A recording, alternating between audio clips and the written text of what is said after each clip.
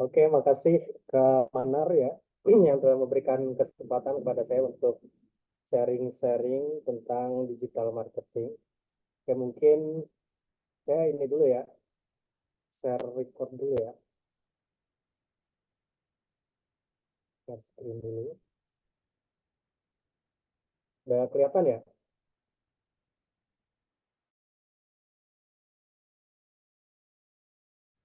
Ini agak nge-lag juga nih.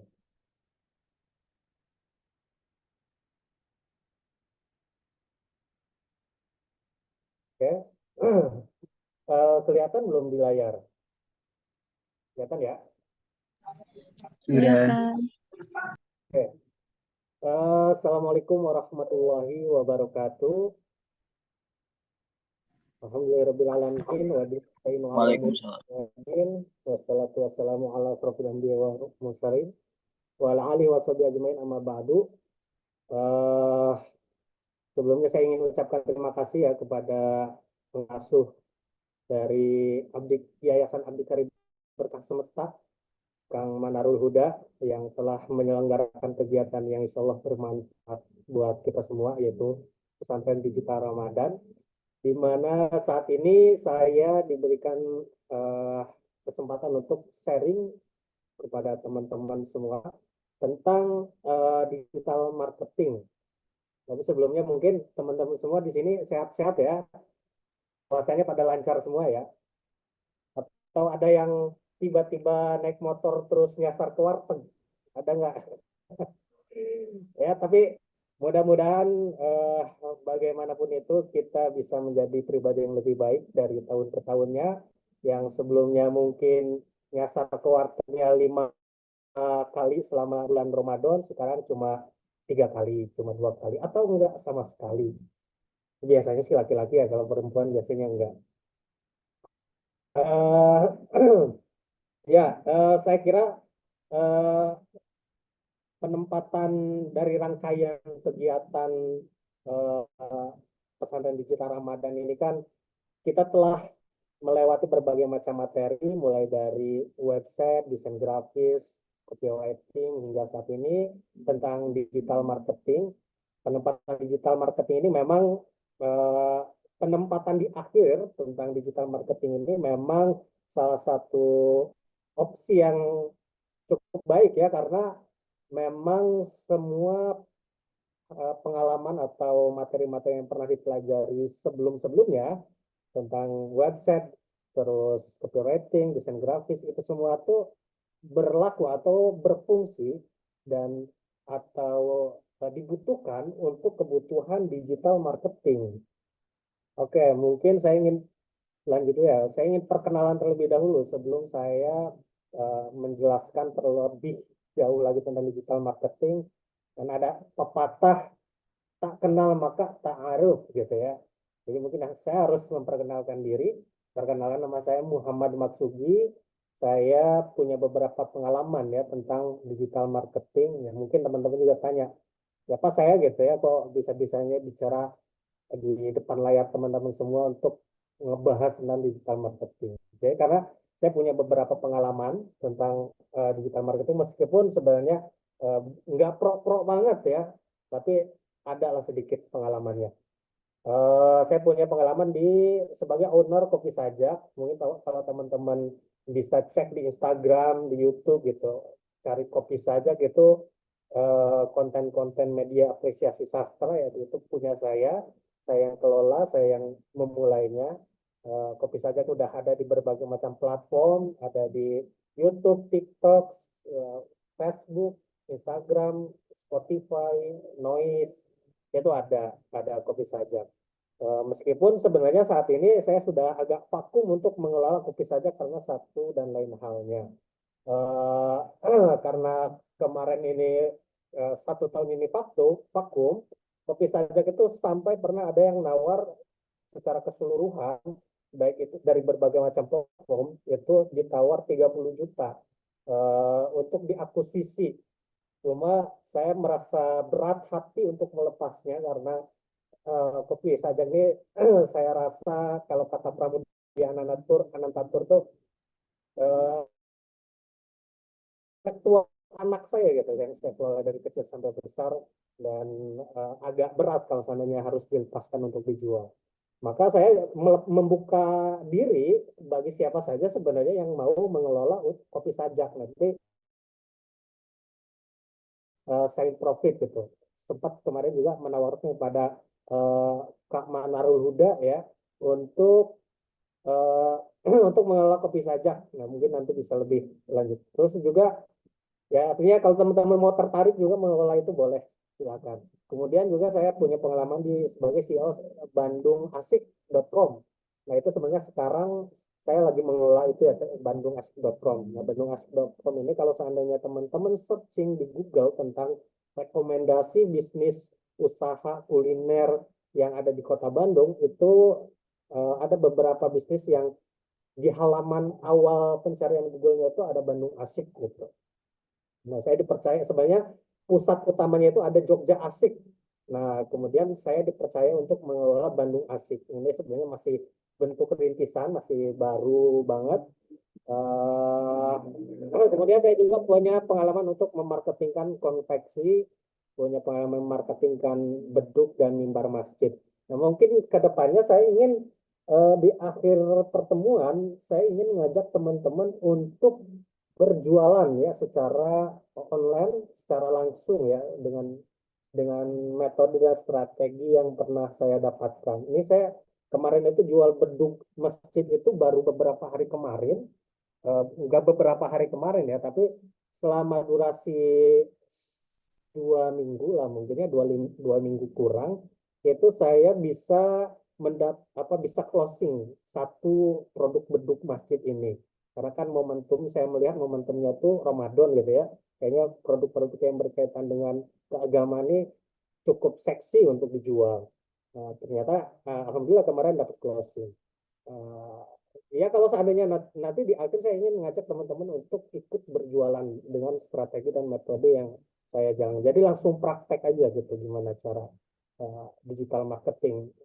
Jadi teman-teman tidak perlu lagi nanti mikirin tentang gimana produksinya, gimana distribusinya, cukup marketingnya aja. Itu juga sebenarnya yang saat ini sedang saya lakukan. Saya fokus pada memarketingkan satu produk. Oke, kita mulai masuk kepada pembahasan. Sebenarnya apa sih pentingnya digital marketing ya? Nah, kata Bill Gates itu kalau kamu punya bisnis kemudian tidak eksis di internet, maka bisnis kamu tuh akan lenyap suatu saat. Karena saat ini tuh orang sudah begitu sangat terkoneksi dengan internet ya. Bahkan menurut sebuah data perputaran uang di ekonomi digital itu yang terutama yang ada di Indonesia itu per tahunnya mencapai 220 miliar dolar. Itu kalau seandainya teman-teman coba kalikan ke rupiah, itu bisa meledak tuh kalkulatornya. Jadi sebesar itu nominal perputaran uang yang terjadi di ekonomi digital. Maka kalau seandainya yang terjadi saat ini banyak sekali bisnis yang mulai melakukan transformasi digital.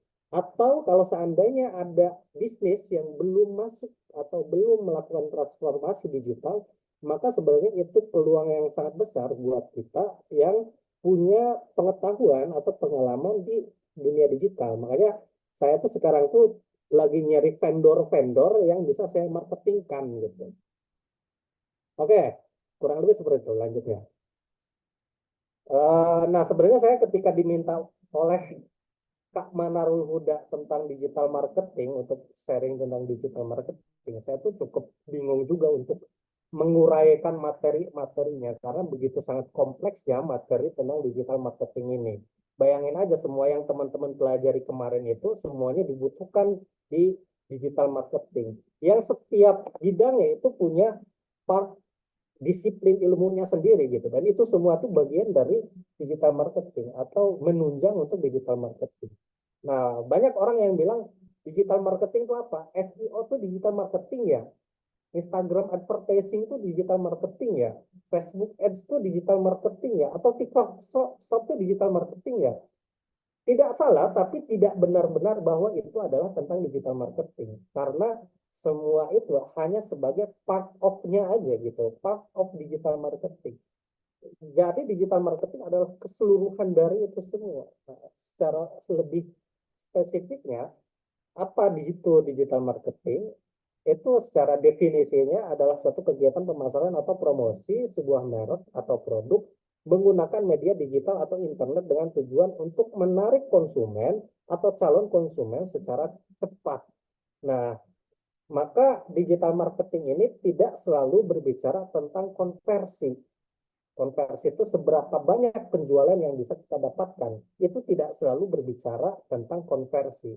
Sebagai sebuah pengalaman catatan ya, saya punya pengalaman kerja di sebuah perusahaan internet apa namanya saya di sebuah perusahaan apa sih namanya ya, chat chat otomotif. Eh, tapi itu pabrikannya ya, pabrikannya. Eh, saya saya kerja di eh, chat otomotif di bidang digital marketing itu. Nah, laporan ketika saya kerja sebagai digital marketing di perusahaan chat otomotif itu tidak sebagai konversi. Maksudnya tidak berapa banyak penjualan yang bisa saya keluarkan dalam satu bulan misalnya. Yang dilaporkan itu berapa traffic yang bisa kita dapatkan selama kita melakukan proses digital marketing.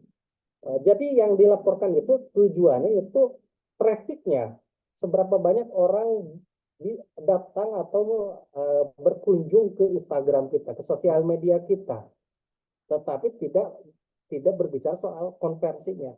Meskipun begitu, tetap apa namanya, meskipun tidak bertujuan untuk konversi, tetapi secara tidak langsung itu berimpact pada konversi. Jadi tujuannya kan kita nyari traffic nih, nyari traffic seberapa banyak orang untuk berkunjung ke kita. Tapi dengan tujuan kita itu untuk traffic, tetapi secara tidak langsung ternyata itu juga menunjang pada konversi. Uh, ya, ya nanti kita bicara lebih jauh ya tentang ini. Nah, misalnya gini, misalnya nah yang di foto itu kan ada Ridwan Kamil di reklame ya kemarin itu sempat ramai karena uh, saya lupa ya itu tulisannya apa, tapi kurang lebih OTW Jakarta nih kata Ridwan Kamil tuh. Nah ini kan mengisyaratkan bahwa Ridwan Kamil akan berencana untuk menjadi calon gubernur Jakarta. Nah sebenarnya promosinya yang dilakukan oleh Ridwan Kamil itu hanya sebatas menggunakan reklame. Tetapi ketika kemudian di video, di foto, dan viral di sosial media, dan memicu adanya publicity stunt atau ketertarikan publik terhadap uh, media tersebut di sosial media, maka itu sudah menjadi bagian dari digital marketing. Jadi sekali lagi digital marketing tidak selalu bicara soal konversi, tetapi bicara tentang publicity stunt. Seberapa banyak orang mampu datang ke kita, mengenal produk kita, mengenal brand kita, lalu keterkenalan produk dan brand kita itu bisa memicu terjadinya konversi secara tidak langsung. Kurang lebih seperti itu. Nah, sebenarnya apa sih kelebihan digital marketing? Nah, digital marketing ini punya banyak kelebihan dibanding dengan marketing konvensional yang menggunakan brosur di, di jalan-jalan atau sedot WC di tiang-tiang listrik gitu misalnya ya. Atau penggunaan reklame karena eh, apa marketing konvensional mereka tidak punya keterbatasan jarak jangkau yang mau dicapai. Sementara menggunakan digital marketing, jangkauan audiensnya itu begitu sangat luas. Kita mau targetin di wilayah mana aja itu bisa gitu. Kemudian yang kedua adalah memiliki target market yang terukur. Bayangkan kalau seandainya kita memasang iklan di papan reklame, kita nggak bisa nargetin bahwa yang saya pengen agar produk saya itu dilihat oleh ibu-ibu aja gitu. Itu nggak bisa, semuanya tuh random gitu. Sementara melalui digital marketing kita bisa mengatur itu. Kita bisa atur produk kita ini pengen dilihat oleh siapa aja, oleh usia umur berapa, oleh orang yang berada di lokasi mana gitu. Itu bisa diatur. Itu kelebihan dari digital marketing, yaitu adalah targetnya itu bisa terukur. Nah, kemudian di dalam digital marketing itu sebenarnya secara garis besarnya ya, secara gambaran besar, itu dibagi menjadi tiga, yaitu adalah traffic, konversi, dan relationship. Traffic itu bicara tentang bagaimana caranya bisnis kita itu ditemukan oleh user-user secara digital. Gimana cara supaya produk kita tuh dikenal secara lebih luas. Atau orang-orang yang punya ketertarikan terhadap produk kita itu berkunjung ke kita. Sementara konversi itu impact dari traffic, maka kemudian terjadilah penjualan, terjadilah sales. Maka konversi itu disiplin ilmu yang berupaya untuk bisa menciptakan penjualan. Nah, kemudian ada relationship. Nah, gimana caranya supaya orang yang udah order ke kita itu bisa kita jaga database-nya, bisa kita jaga orang-orangnya, agar suatu saat itu bisa repeat order, bisa pesan lagi gitu ke produk kita berikutnya. Nah, kemudian kita juga perlu sebelum kita terjun untuk memarketingkan sebuah produk di digital marketing dengan menggunakan digital marketing, kita harus kenali dulu platform-platform digital yang akan kita gunakan. Karena setiap platform itu mereka punya karakteristik audiensnya masing-masing. Karena punya karakteristik audiensnya masing-masing, maka tidak semua produk itu efektif untuk dijual di seluruh sosial media. Jadi ada beberapa yang dia secara spesifik tuh efektifnya tuh di satu platform aja gitu. Nah, sosial media misalnya, kalau saya itu menggambarkan sosial media itu ibaratnya kita itu sedang melakukan perjalanan di bus. Misalnya kita lagi tujuan kita naik bus itu kan menuju perjalanan untuk menuju dari satu tempat ke tempat yang lain. Nah, di dalam perjalanan itu tentu kemudian kita menemukan, kadang kita menemukan ada orang yang berjualan misalnya ya. Ada yang berjualan kacang-kacangan, permen, dan lain sebagainya. Nah, kadang, ketika kita yang awalnya melakukan perjalanan dari satu tempat ke tempat yang lain, karena kemudian ada yang menjajahkan jajanan, terus tiba-tiba kita karena tertarik dengan produknya akhirnya beli. Yang tadinya tidak mau beli, akhirnya karena cara promosinya bagus, akhirnya kita beli. Nah, begitu cara kerja di sosial media. Awalnya kita bersosial media itu kan cari hiburan ya. Kita cari video-video lucu misalnya. Kita cari isu-isu yang terkini. Nah, ketika kita lagi berselancar di sosial media, tiba-tiba ada produk yang muncul yang dipromosikan.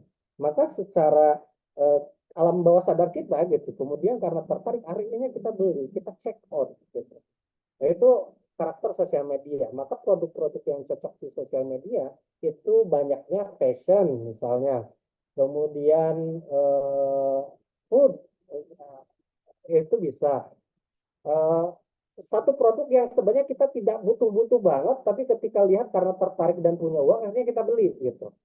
Nah, kemudian marketplace itu ibaratnya kita datang ke sebuah toko serba. Kita datang ke minimarket misalnya. Yang tadinya kita mau beli A, kita mau beli sampo aja gitu awalnya. Terus tiba-tiba karena kita melihat ada sabun gift yang lagi promo, akhirnya kita beli gitu. Karena lagi diskon, kita akhirnya beli. Nah, begitu cara kerja juga marketplace yang tadinya kita mau beli A aja, tiba-tiba kita beli produk yang lain juga.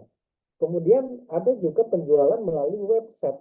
Nah, biasanya penjualan melalui website itu website itu kan bisa kita temukan ketika kita mencari di Google pencarian misalnya. Nah, maka biasanya orang yang mencari di Google itu mereka yang sudah mengetahui apa yang dia inginkan. Misalnya, saya punya kebutuhan untuk membuat baju misalnya ya, produk baju gitu. Konveksi misalnya ya, saya mau cari konveksi nih karena saya mau bikin baju kelas, baju angkatan. Maka yang pertama kali kita lakukan itu cari jasa konveksi di Bandung misalnya. Nah, nanti kan muncul tuh rangkaian produknya, rangkaian bisnisnya, atau websitenya yang menggunakan kata kunci tersebut. Lalu kita klik salah satunya. Nah, maka website itu cocok untuk bisnis-bisnis yang berupa jasa. Produknya itu jasa. Nah, itu cocok untuk di website. Oke, next ya. Kemudian kita sebelum terjun ke digital marketing itu kita perlu juga untuk apa yang dikenal dengan strategi digital. Kita harus punya strateginya terlebih dahulu. Apa yang akan kita lakukan ketika kita mulai melakukan memasarkan suatu produk. Misalnya nih, saya minta untuk teman-teman untuk menjual produk beduk masjid misalnya ya, seperti yang saya jual. Teman-teman harus kenali dulu produknya. Kira-kira beduk masjid ini biasanya dibeli oleh siapa? Oh, biasanya beduk masjid ini dibeli oleh apa namanya? Misalnya dibeli oleh apa namanya? Ya, apa DKM masjid ya, DKM masjid. Nah, kalau teman-teman searching ini contohnya ada di sini, beduk masjidnya seperti. Kalau seandainya teman-teman cari beduk masjid di eh, apa namanya di Google gitu, nanti teman-teman bakal nemu varian yang lain. Ada beduk masjid dari kayu jati, ada beduk masjid yang dari drum. Nah, kalau secara bentuk dan kualitas, maka bisa kita katakan bahwa beduk masjid dari kayu jati adalah yang kualitinya lebih baik daripada yang menggunakan drum. Maka target audiensnya ini biasanya digunakan oleh masjid-masjid atau musola-musola yang punya budget yang lebih besar ketimbang dengan beduk yang menggunakan drum. Biasanya yang menggunakan drum budgetnya terbatas, maka dia belinya yang seadanya gitu. Terus kira-kira wilayahnya di mana nih? Atau usianya ya, kita mulai dari sini nih. Uh, Usianya berapa kira-kira orang yang membeli beduk masjid? Biasanya minimal orang yang sudah menjadi DKM masjid itu umurnya 30 tahun ke atas yang menjadi DKM masjid itu. Maka kemungkinan besar yang memiliki minat terhadap produk masjid beduk masjid ini adalah orang yang usianya berada di 30 tahun ke atas. Terus kira-kira wilayahnya di mana? Teman-teman kalau seandainya keliling di masjid-masjid kota Bandung misalnya atau di Jawa Barat, saya tuh jarang sekali di daerah Periangan ya, jarang sekali menemukan produk beduk apa namanya masjid-masjid yang menggunakan beduk. Ada tapi nggak banyak gitu, terutama di daerah Periangan. Beduk-beduk masjid biasanya banyak digunakan di Jawa Tengah, Jawa Timur gitu, ke arah sana itu lebih banyak digunakan. Bahkan masjid-masjid besarnya tuh pasti masjid agungnya ya, itu pasti punya beduk kalau di sana tuh. Kita kalau ya kita lihat aja di masjid agung masjid di apa namanya nggak tahu Al Jabar punya beduk nggak ya kira-kira ya. Eh, tapi ya kurang lebih seperti itu ya yang saya amati ya. Kenapa? Karena biasanya beduk ini digunakan oleh orang-orang yang secara amaliyahnya itu nahdiyah gitu. Orang-orang nahdiyah itu orang nahdiyin NU gitu, orang-orang NU itu biasanya pasti menggunakan beduk masjid-masjid itu. Maka kita bisa lihat, kita tracking wilayah-wilayah yang menjadi basis orang-orang NU itu market yang besar untuk penjualan beduk gitu. Nah, kemudian tentukan alur konveksinya atau panel framework produk Anda. Jadi nanti kita harus memikirkan nih si produk yang akan kita jual itu akan menggunakan metode seperti apa teknik penjualannya. Apakah kita akan tujuan closingnya itu apakah akan melalui WhatsApp? Akhirnya nanti saya jelaskan lebih dalam lagi tentang panel framework ya. Apakah tujuan closingnya nanti akan di marketplace misalnya di Shopee, di Tokopedia, atau tujuan utama untuk eh, apa namanya closingnya itu langsung melalui WhatsApp dan lain sebagainya. Tapi semua itu sangat tergantung dengan bagaimana produknya. Biasanya kalau seandainya fashion, kalau melalui WA, trust kepercayaannya itu lebih lebih kurang ya. Mereka lebih percaya untuk membeli produk melalui marketplace. Maka yang paling cocok itu karena marketplace itu kan membutuhkan pihak ketiga ya untuk transaksinya. Maka untuk produk-produk apa namanya, untuk produk-produk fashion biasanya mereka lebih trust ketika mereka melakukan transaksi melalui marketplace ketimbang melalui WhatsApp. Tetapi berbeda kalau seandainya produknya produk jasa. Kayak misalnya beduk masjid ini. Beduk masjid itu mereka agak kurang trust ketika menyimpan uangnya secara langsung ke marketplace ketika sementara mereka belum komunikasi terlalu lebih jauh. Karena biasanya orang yang mesennya itu jasa tuh mereka pengen nelfon dulu, mereka pengen ngobrol dulu, mereka pengen lihat gimana proses produksinya, atau bahkan ada yang mau survei dulu gitu kalau produknya jasa. Maka yang paling cocok itu konversinya itu melalui WhatsApp. Nah, apa tujuan konversinya kan melalui WhatsApp. Nah, nanti gimana cara mendatangkan orang-orang agar yang punya minat terhadap beduk masif itu untuk datang ke kita dan melihat kita dan melakukan penawaran sebelum akhirnya kemudian melakukan konversi. Nah, nanti kita bicarakan lebih jauh lagi. Kemudian kumpulkan data audiens melalui traffic, lalu optimasikan data tersebut melalui materi konten. Nah, digital marketing itu tuh hal yang paling pentingnya adalah tentang traffic, data audiens. Jadi kalau seandainya kita tidak mengoptimalkan data audiens yang bisa kita dapatkan, maka kita tidak jauh seperti kita melakukan penjualan secara konveksi secara konvensional gitu. Karena hal yang paling fundamental di dalam digital marketing adalah traffic data sebelum akhirnya kemudian melakukan konversi dan sebagainya. Nah, disiplin tentang tentang data ini, tentang traffic ini itu sangat luas sekali nih, disiplin tentang ini. Yang mungkin saya tidak bisa menjelaskan secara lebih jauh ya tentang eh, traffic ini karena itu butuh pembahasan secara khusus. Nah, ini tentang marketing funnel ya. Nah, hal yang pertama kita lakukan ketika melakukan digital marketing adalah melakukan awareness. Gimana caranya kita bisa mendatangkan orang-orang ke akun sosial media kita atau ke akun jualan kita. Nah, itu awareness ya. Gimana caranya supaya orang-orang itu melakukannya. Caranya bisa melakukan dengan organik misalnya. Eh, Maksudnya organik itu misalnya kita bikin konten eh, konten-kontennya organik kita tidak tanpa melalui iklan misalnya dan lain sebagainya. Kemudian juga eh, kalau seandainya misalnya kita udah melakukan eh, atau pembuatan konten dan sebagainya, kita juga perlu untuk melakukan campaign ya. Kita perlu untuk mengiklankan untuk menjangkau audiens yang lebih luas lagi. Kalau seandainya tujuan kita itu untuk konversi. Sekali lagi, eh, ini sederhananya gini lah ya, marketing funnel tuh kita tuh mau gimana nih cara ngejualin suatu produk tuh. Oke, misalnya tujuan utamanya konversinya melalui WhatsApp ya, konversinya melalui WhatsApp.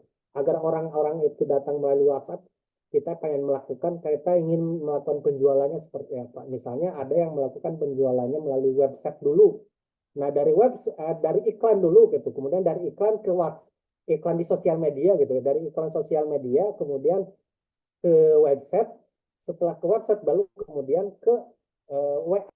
Nah, saya tuh sempat cari juga nih yang iklan seperti itu sebentar. Eh, ini kelihatan ya.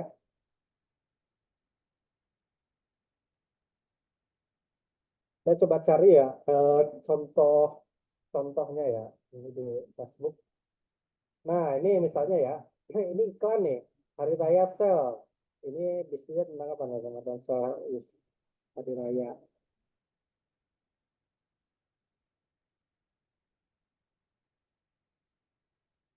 Oke, misalnya dia mengiklankan di sosial media dengan eh, supaya mereka itu kemudian berkunjung ke websitenya.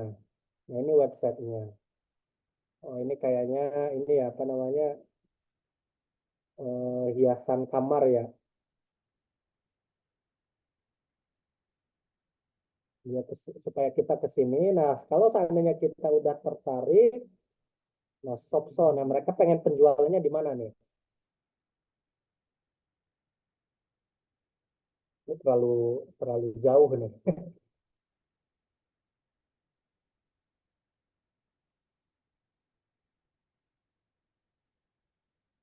Nah, kita coba cari yang lain.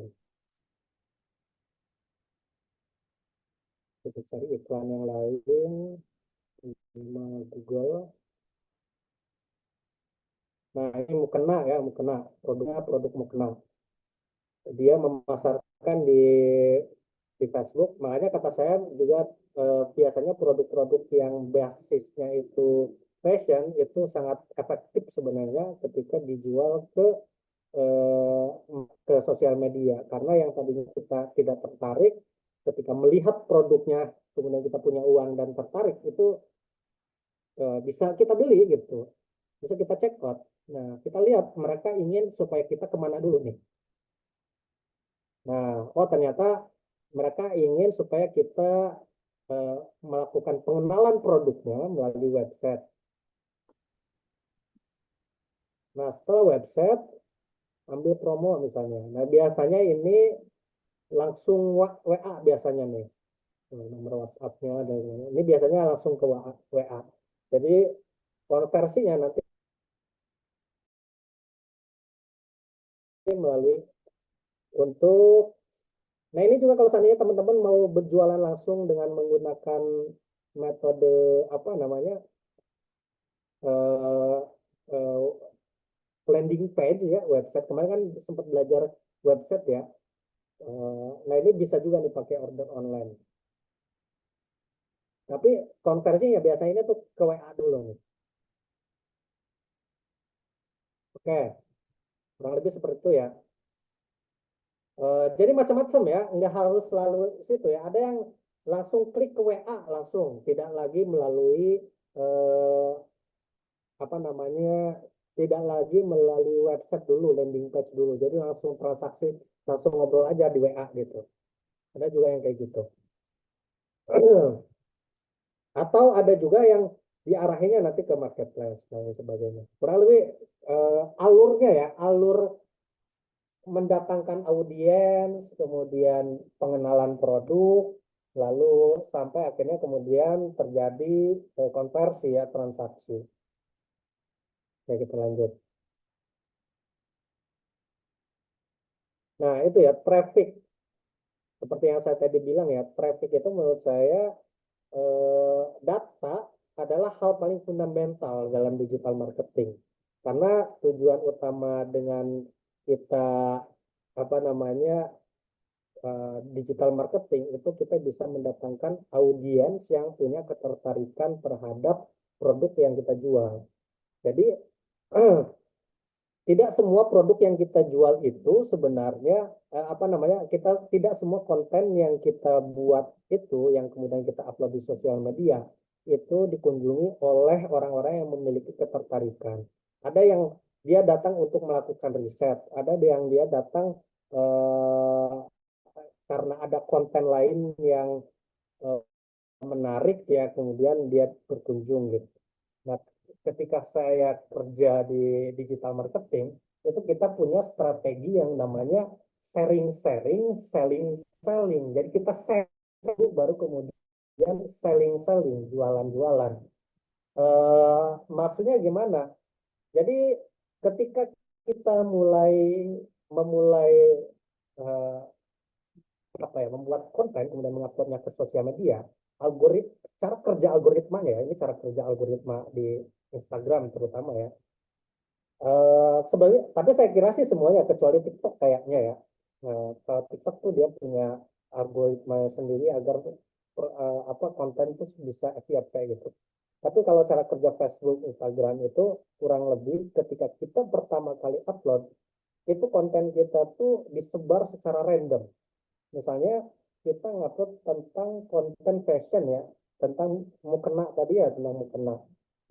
Ketika kita pertama kali kita share tentang konten mukena, pada awalnya tuh konten kita akan disebarkan secara random. Jadi orang yang tidak punya ketertarikan terhadap eh, mukena itu juga di share sama Instagramnya, dikasih kontennya tuh. Nih konten tentang mukena. Kemudian karena misalnya saya kan laki-laki yang tidak punya ketertarikan untuk membeli mukena. Akhirnya ketika ada konten mukena, saya skip gitu. Kayak tadi nih, sebenarnya iklan yang tadi itu nggak efektif karena eh, tidak selalu tidak bukan tidak selalu tidak efektif ya, tapi memang cara kerjanya seperti itu. Eh, jadi disebar dulu secara random ke siapa aja gitu. Lalu kemudian lama kelamaan kan tidak semua orang tidak tertarik ya, tapi juga mungkin di-share juga kepada orang yang punya minat terhadap mukena. Kemudian dia klik, dia lihat gitu dan lain sebagainya. Nah, semakin lama kita terus konsisten mengupload tentang mukena, maka semakin lama pula si Instagram ini akan menspesifikasikan audiensnya kemana konten ini akan dikasih. Yang tadinya di-share kepada orang-orang yang random, lama-kelamaan kontennya itu nanti akan di-share secara spesifik kepada orang-orang yang punya ketertarikan terhadap konten yang kita kasih, yang kita buat gitu. Kemarin kan teman-teman bikin desain grafis ya, ya mungkin kalau seandainya teman-teman bikin konten gitu ya, apa namanya, targeting audiensnya dulu lebih yang secara spesifik. Ini si konten tuh mau diterima sama orang yang punya karakteristik seperti apa. Kayak tadi ya, pengenalan tentang produk knowledge, terus kemudian kita lakukan hipotesis juga, ini kira-kira audiensnya seperti apa gitu. Nah, termasuk juga kontennya juga harus disesuaikan untuk bisa mencapai ke audiens yang kita tuju itu. Kemudian juga ada traffic. eh, Traffic itu orang yang datang itu nanti ada dua. Ada yang trafficnya itu datang secara organik, ada traffic yang datang secara berbayar. Nah, biasanya traffic yang datang secara organik itu ya tadi ya, kita bikin konten dulu yang banyak gitu. Agak lama sebenarnya orang yang datang itu, tetapi sebenarnya ketika audiensnya datang, follow gitu, dia lebih apa namanya, eh, lebih kuat gitu karena dia datang karena atas dasar natural gitu. Traffic traffic juga traffic berbayar juga lebih cepat ya, dia cara mendatangkan audiensnya lebih cepat ya, tapi tapi bayar mahal gitu, lumayan nggak mahal sih sebenarnya, tapi berbayar. Oke, next.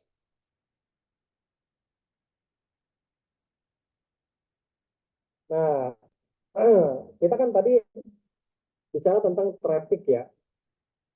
Gimana sih cara kita bisa mendapatkan traffic organik yang valid? Tadi kan saya bilang bahwa dalam digital marketing itu traffic adalah satu hal paling fundamental di dalam digital marketing gitu.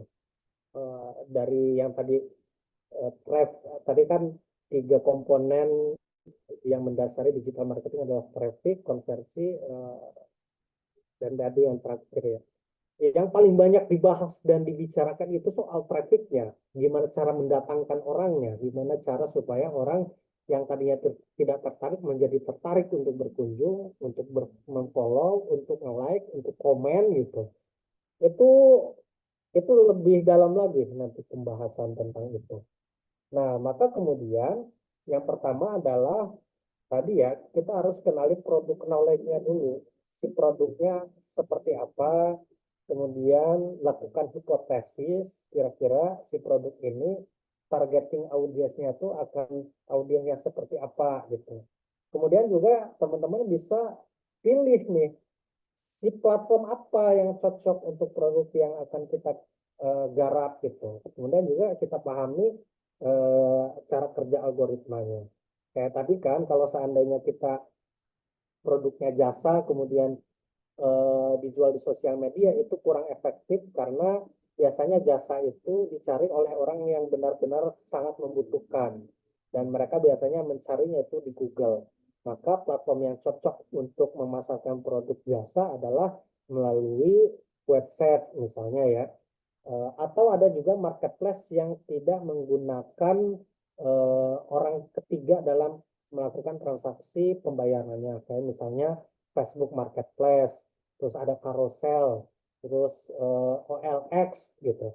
Itu juga sebenarnya marketplace yang efektif ketika kita menjualkan produk-produk jasa. Oke, berikutnya ketika sudah kita pahami produknya seperti apa, kita udah kenal produk knowledge-nya, terus kita melakukan hipotesis kira-kira si produk ini cocok untuk usia berapa, lokasinya di mana, karakteristik audiensnya seperti apa, kemudian kita udah menemukan platform yang cocok, dan memahami cara algoritmanya, maka kita buat kontennya dan kita sebarkan agar bisa menjangkau audiens-audiens yang tadi ya yang tidak tertarik gitu, atau ada yang tertarik ada yang tidak tertarik. Nah, kita filter supaya kita bisa menjangkau audiens-audiens yang memiliki ketertarikan terhadap produk yang kita olah gitu. Kemudian juga olah datanya nih, yang Anda dapatkan dengan meningkatkan tipe konten yang paling banyak mendapatkan interaksi. Nah, mungkin saya pengen, jadi saya pengen ini dulu lah, contoh ya.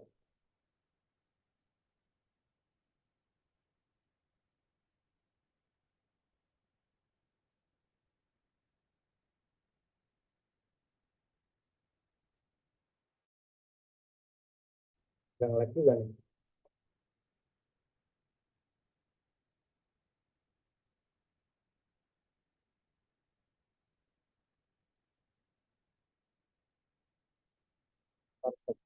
Sekarang nggak salah. Tapi sebenarnya intinya adalah yang saya jelaskan tadi ya, bahwa untuk mendatangkan traffic yang valid itu, kita harus buat konten yang banyak dulu, kita sebar gitu ya. Habis itu yang awalnya si produk, si konten kita itu di disebar sama algoritma Instagramnya ke orang yang tidak punya secara random ya, yang awalnya random, terus karena kita terus konsisten lama kelamaan kemudian audiens kita secara spesifik diarahkan oleh Google, oleh Instagramnya kepada orang-orang yang punya ketertarikan dan minat pada produk kita. Nah, kemudian juga kita harus melakukan bereksperimen terhadap berbagai macam tipe konten. Nanti misalnya nah ini ya, tipe kontennya buat varian tipe konten ya. Nanti ada kontennya misalnya ada tips dan trik misalnya. Terus ada konten reelsnya. Terus nanti ada konten tentang produk. Ada yang soft selling. Ada yang kontennya itu gimmick-gimmick misalnya. Dari semua konten yang disebar ini nanti kita bisa lihat mana konten yang paling banyak mendapatkan kunjungan atau interaksi.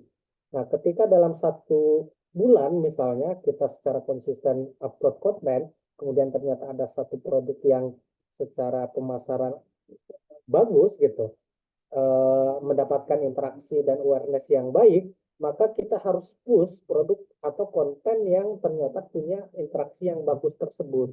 Ternyata audiens kita ini suka sama produk-produk yang atau konten-konten yang seperti ini, maka terus push kontennya. Nah, nanti kita bisa mendapatkan data yang valid, yang organik pada audiens sosial media kita. Ini kalau seandainya konteksnya sosial media. Nah, kalau seandainya, nah ini studi kasus ya. Nah, ini salah satu eh, saya dulu sebelumnya pernah kerja di digital marketing di perusahaan ini ya, perusahaan otomotif. Nah, sebelum kita memulai memarketingkan produk ini, kita melakukan diskusi terlebih dahulu untuk memahami bagaimana target audiens yang mau kita tuju pada produk ini. Ternyata faktanya karena kita bekerja di pabriknya, maksud pabriknya tuh perusahaan, jadi perusahaan yang langsung memproduksinya gitu, maka dia tidak mengandalkan konversi pada mereka sendiri. Jadi mereka tidak langsung menjual produknya pada konsumen, tetapi mereka menjualnya pada agen-agen. Nah, maka target audiens produk kita itu bukan pada eh, apa namanya user langsung gitu ya, tetapi kita jual target audiensnya adalah agen-agen, orang yang punya toko, orang yang punya bengkel, supaya mereka tahu dan mereka menggunakan produk kita. Maka karena tujuan kita adalah bukan konversi, tetapi luas terhadap suatu brand, maka yang perlu kita kejar adalah sosial medianya. Kita harus menggeber sosial medianya agar produk kita itu bisa sampai kepada eh, apa namanya kepada secara spesifik adalah orang yang punya orang yang punya toko.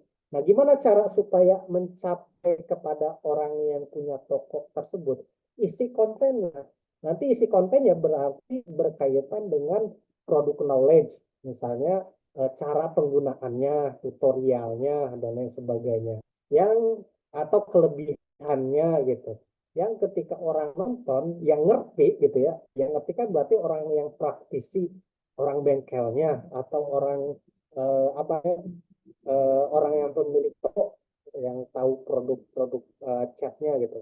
Maka ketika mereka kan punya potensi supaya kita itu menambah agen, kemudian bengkel-bengkel menjual menggunakan produk kita dan lain sebagainya.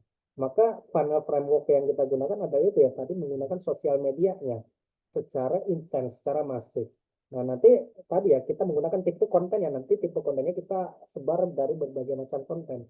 Ada yang kontennya itu nanti reels, kemudian ada yang tutorial, ada yang tentang produk knowledge, ada dan lain sebagainya. Sampai akhirnya kemudian kita bisa menemukan data mana yang uh, cocok untuk audiens atau mana yang memiliki audiens yang ternyata lebih banyak ketertarikan terhadap konten yang kita buat. Nah, kemudian kita juga kalau seandainya kita tidak menggunakan sosial media, gimana cara kita bisa mengumpulkan datanya? Nah, itu bisa melakukan testing dengan menggunakan fasilitas ads. Nah, kira-kira di sini teman-teman ada yang pernah ngiklan di Google gak ya? Atau ngiklan di Facebook Ads ya? Kalau seandainya teman-teman ngiklan di Google Ads atau di Facebook Ads kemudian berharap langsung mendapatkan konversi, itu salah besar. Itu salah besar. Karena ketika kita pertama kali melakukan konversi, kita tidak akan menemukan audiens yang spesifik punya minat terhadap produk yang kita jual. Karena karakternya sama seperti konten tadi, dia akan di-share secara random terlebih dahulu. Di-share secara acak terlebih dahulu terhadap kepada orang-orang yang punya minat yang begitu sangat beragam. Begitu juga ketika kita akan melakukan uh, iklan di Google atau di Facebook Ads, kita harus ada yang namanya proses testing namanya untuk melacak audiensnya.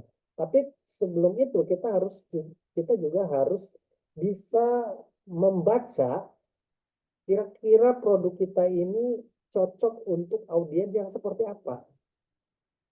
Jadi kita punya hipotesis terlebih dahulu, kayak tadi yang beduk ya, kita udah punya hipotesis terlebih dahulu. Kayaknya produk ini tuh lebih cocok kalau seandainya dijualnya di daerah Jawa Timur.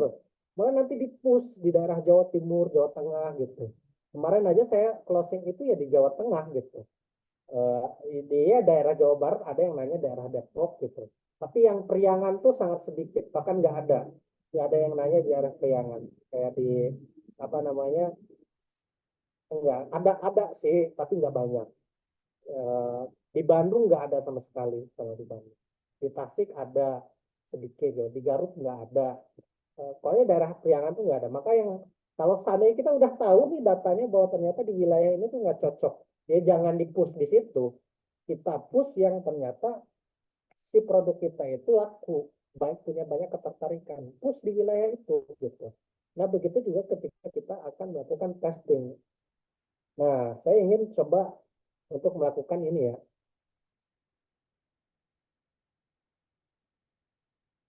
Nah, misalnya kita mau,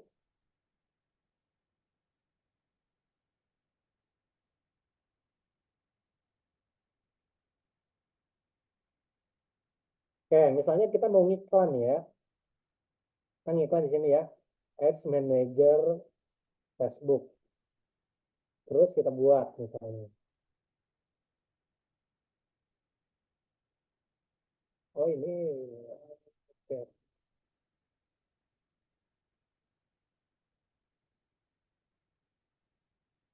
Nah, kita kasih nama set iklannya apa? Misalnya ini saya sempat juga dulu jualan kon es krim ya. Jadi mungkin teman-teman tahu ya es krim tuh yang mungkin yang jarang kita pikirkan itu gimana orang yang sering kita konsumsi itu kan es krimnya ya. Tapi kita mungkin jarang atau tidak nge bagaimana bisnis konnya di balik es krim yang sering kita makan. Es krimnya memang kita sering makan ya, tapi kadang kita tidak pernah nge pada konnya. Tapi ternyata punya marketnya sendiri nih kon es krimnya, konnya aja tuh. Tentu yang kerucutnya ya, kerucut es krimnya. Nah, misalnya ini ya, kita kon es krim, tentang kon es krim. Kita mau marketingkan atau testing di ini. Kemudian,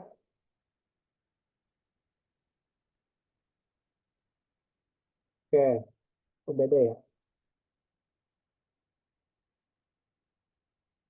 Oke, oke, bentar, bentar. Nah, yang pertama itu kita perlu memilih apa nih yang akan kita target. Apakah awareness-nya, traffic-nya, interaksinya. Karena kita tujuannya adalah awareness, maka kita bisa apa testing ya, tujuannya testing, maka kita bisa menggunakan dengan awareness, karena tujuan utamanya adalah bagaimana agar orang-orang itu, karena kalau awareness itu jangkauannya lebih luas,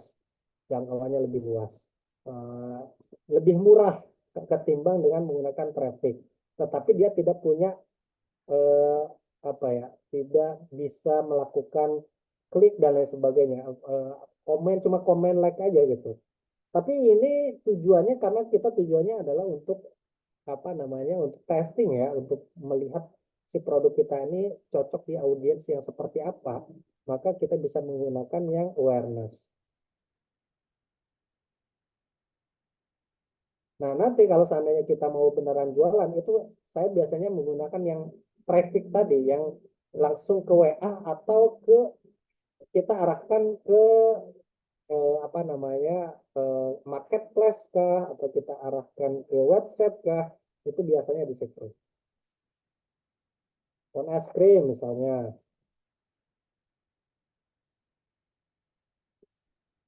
Kemudian ini kalau seandainya kata iklannya itu kategori khusus. Kategori khusus itu kampanye misalnya, pekerjaan, rumah, itu biasanya pakai ini. Jadi kita tidak perlu untuk menggunakannya.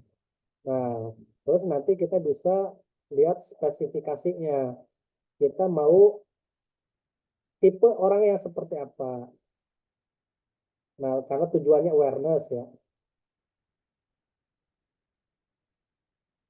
Oke, kita lanjut dulu. Ini kan. Nah, ini karena kita tujuannya untuk menguji ya, uji AB. Kita tujuannya untuk testing. Berikutnya,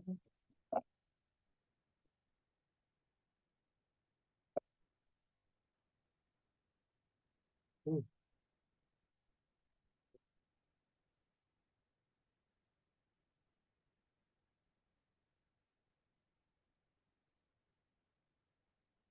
oke, kemudian Nah, maksimalkan jangkauan iklan, maksimalkan jumlah tayangan, maksimalkan peningkatan ad recall. Jadi karena tujuan kita itu adalah untuk membaca audiens seperti apa yang cocok, maka kita harus jangkauannya yang luas gitu. Bukan kalau tayangan kan seberapa banyak orang yang mengiklannya ya. Nah, anggarannya kalau seandainya kita tahapan testing itu jangan terlalu besar karena buang-buang uang.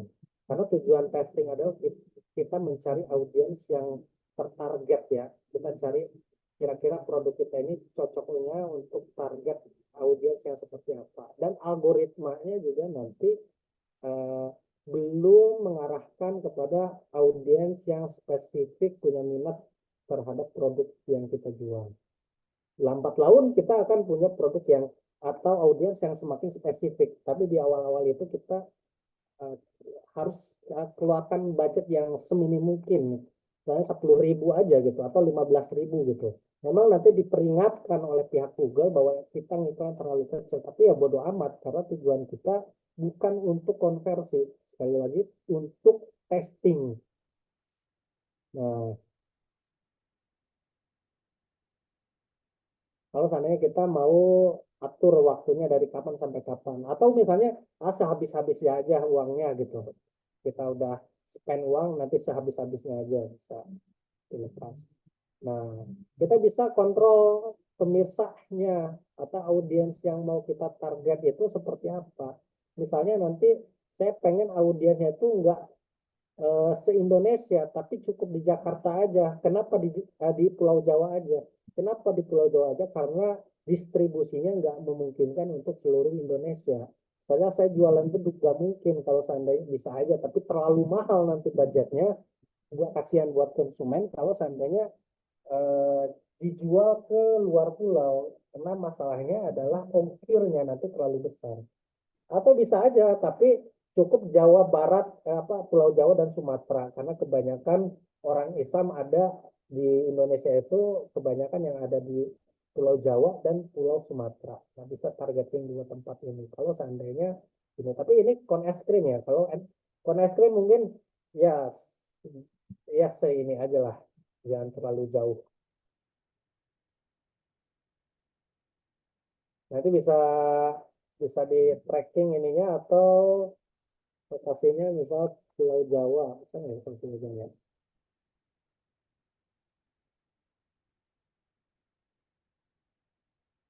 Kalau misalnya Bandung ya, Bandung.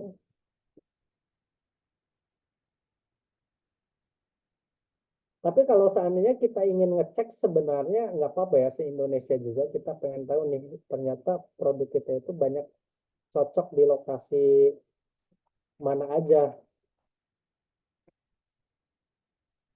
Saya lupa karena tujuannya itu kan untuk ini ya untuk nyari audiens ya. Nah baru kemudian kita bisa spesifik umurnya. Karena biasanya orang yang jual kon es krim itu adalah umur 30 tahun ke atas atau 25 lah setidaknya. Mereka yang udah memulai bisnis ya. Kalau usia 21 kan mungkin kalaupun bekerja masih menjadi karyawannya gitu dan lain sebagainya. Eh, Kemudian kalau seandainya kita mau sasar pemirsanya, nah pemirsanya nanti kita bisa atur secara lebih khusus umurnya dari berapa ke berapa jenis kelaminnya, targetan terperinci. Misalnya dia punya minat terhadap bisnis karena mungkin ada orang yang lagi cari ide bisnis apa ya bisnis apa yang cocok ya, oh lihat kon es krim, oh saya mau jualan es krim aja nanti kita jual di sini misalnya itu ya misalnya. Nah berikutnya sekali lagi ini tujuannya bukan untuk jualan, bukan untuk konversi, tapi untuk mencari data. Nah, nanti ya, kita masukin aja semua berbagai macam jenis iklannya. Nanti ada yang di beranda, ada yang beranda Facebook, beranda Instagram, ada di profil, ada di marketplace-nya. Pokoknya masukin semua sebagai data. Karena kita cari datanya, mana yang paling spesifik. Misalnya dari semua yang kita pilih ini ternyata yang paling efektif aktif itu hanya di beranda Facebook. Oh ya udah, kita pilih di beranda Facebooknya aja. Atau kita pilih kita maksimalkan di beranda Facebook aja nih. Kalau seandainya yang lain ternyata tidak efektif cara interaksinya ya. Interaksi itu misalnya ketika dia ngeklik WA-nya gitu dan lain sebagainya. Oke, tinggal kita ngisi fotonya, tambahkan teksnya, misalnya fotonya bisa kita setting, dan sebagainya. Kurang lebih seperti itulah untuk testing ya. Untuk mencari audiens, targeting audiens. Ya mungkin yang terakhir mungkin saya pengen ngasih ini ya, tugas buat teman-teman besok di pertemuan berikutnya untuk melakukan analisis ya tentang produk knowledge-nya, terus eh, buat target audiensnya, karakteristik audiensnya seperti apa, usianya seperti apa. Ya sebisanya aja, sekira-kira aja, nggak ada yang benar, nggak ada yang salah ya, karena ini kan hanya sebatas asumsi aja. Kemungkinan kalau seandainya jenis jasanya itu adalah bisnisnya adalah jasa kaligrafi masjid.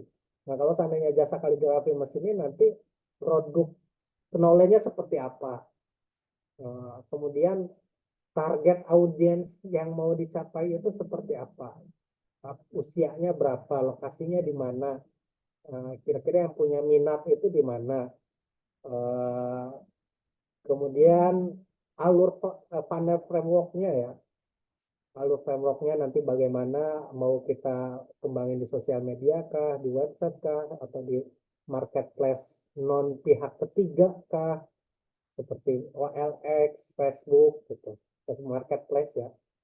Terus kemudian platformnya apa aja yang akan digunakan nanti ya platformnya. Panel itu nanti berarti closingnya seperti apa gitu. Terus strategi konten yang digunakannya gimana. Ya mungkin sekian dari saya ya. Kayaknya cukup pembahasan dari saya. Mohon maaf ya apabila ada kesalahan, kepanjangan, dan lain sebagainya. Saya harap teman-teman bisa mempraktekkan langsung ya, karena kalau seandainya kita punya kemampuan digital marketing itu dan kita konsisten mendalami disiplin ini, itu sebenarnya potensi cuannya tuh banyak banget di sini. Ya mungkin sekian dari saya ingin kembalikan kepada eh, Kang Manar ya, selaku pemilik kegiatan ini. Ya, tapi walhidayah. Wassalamualaikum warahmatullahi wabarakatuh. Waalaikumsalam warahmatullahi wabarakatuh. Waalaikumsalam warahmatullahi wabarakatuh. Baik, terima kasih KUG yang telah menyampaikan untuk pertemuan kali ini tentang digital marketing seputar pembahasan dasar pun dengan praktek yang telah disampaikan. Baik, teman-teman, barangkali seperti itu ya untuk kesempatan kali ini. Apabila teman-teman nyaman dengan pertemuan malam, gak apa-apa, nanti kita besok bisa pertemuan malam lagi. Ataupun jikalau teman-teman nyaman dengan sore hari, ya silakan tinggal didiskusikan aja di grup ya. Kiranya mana yang sekiranya relevan dengan waktunya. Baik, untuk pertemuan kali ini cukup sekian. Terima kasih Kak Ugi, terima kasih buat semuanya yang telah hadir. Semoga bermanfaat. Jangan lupa itu ada informasi tugas prakteknya, kiranya gimana teman-teman untuk memandang dari produk jasa kaligrafi masjid. Sekian dari kami, terima kasih. Wassalamualaikum warahmatullahi wabarakatuh. Waalaikumsalam warahmatullahi Waalaikumsalam. Waalaikumsalam warahmatullahi wabarakatuh. Waalaikumsalam warahmatullahi wabarakatuh. Izin tutup ya semuanya. wabarakatuh. Ya, terima kasih.